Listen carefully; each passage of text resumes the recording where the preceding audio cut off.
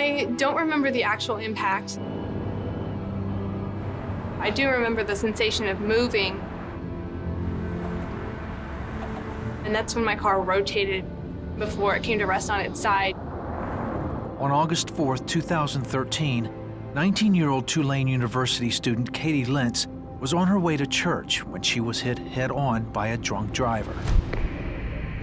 911, what's the address of your emergency?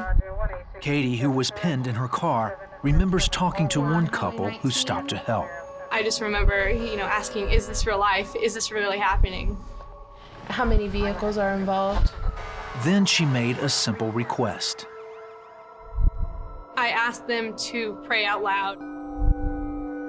Katie would make the same request to everyone who came to her aid. One of them was Deputy Sheriff Richard Adair of Ross County, Missouri, the first responder to arrive.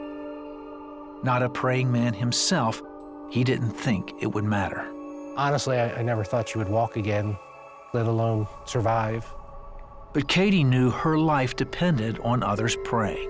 I couldn't pray out loud the way I was used to and the way I wanted to because I was weak, my body was in pain, and so I needed other people to do that for me, and that gave me that encouragement.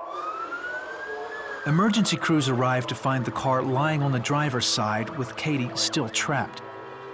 She was badly hurt and bleeding, but there was little they could do until they got her out of the car. New London Fire Chief Raymond Reed. Sean McCourt from the New London Fire Department, he was inside the vehicle with her to maintain her C-spine to prevent any further damage.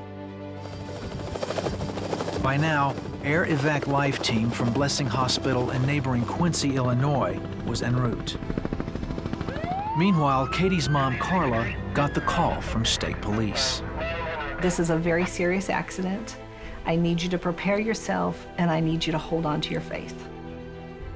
Immediately, Carla and Katie's dad, Ed, started praying and getting word out that their daughter needed prayer. People all across the city were starting to get calls, even into the churches. They didn't know the circumstances except Katie Lentz was in an accident. When Air Evac Life Team arrived, Flight Nurse Dusty Wheeler took over monitoring Katie's vital signs.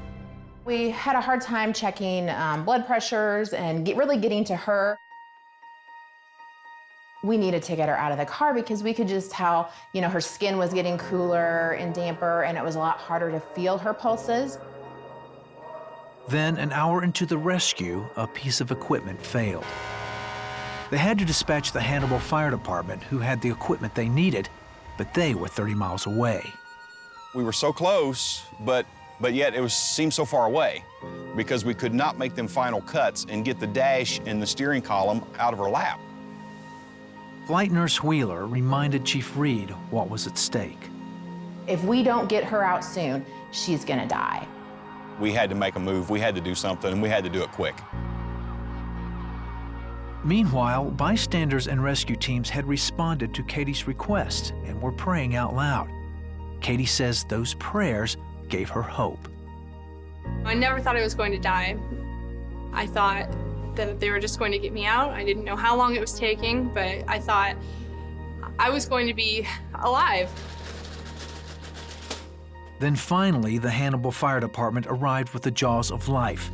Rescuers gently laid the car over on its wheels. They made the last cut to free Katie. That was the first time that my legs had been moved since that point. So when they pulled me out, pain was excruciating.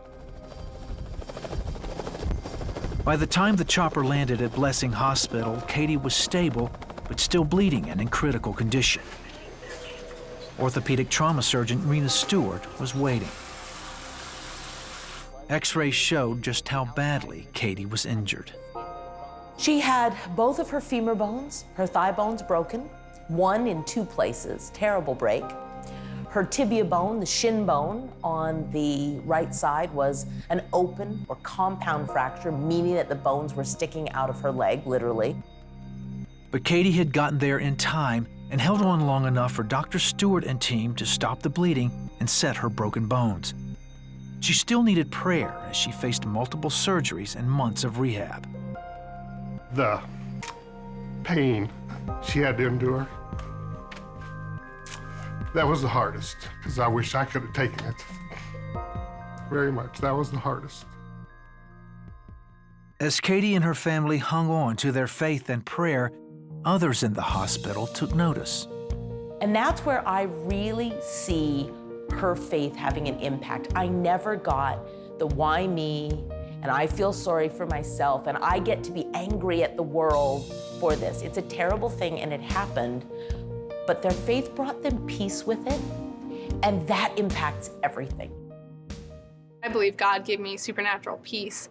The officials told me I never cried, screamed, or got hysterical, and I believe that the Holy Spirit was with me to guide me and to reinforce that within me. That's just gorgeous healing. It doesn't get better than that. Every orthopedic surgeon would just be thrilled to see that. Katie has since graduated and is working for the Tampa Bay Buccaneers. She's thankful for the heroic efforts of the men and women who helped save her life. They say it was Katie's faith and prayer that helped change theirs. The commitment that she had to God that day, it just made me think, man, if someone in that situation can stay that loyal, what's my excuse? In these times when all you hear are bad stories, man, it's really nice to hear the good ones and to see the good ones and know that there are still people out there that have that relationship with God and have that good family relationship and strength. And it was kind of a realization that she made it. God saved her. Prayer is the aspect in every area of my life. You know, whether that be work, whether that be school, relationships, family, prayer is the center of it all because ultimately God is the center of my life.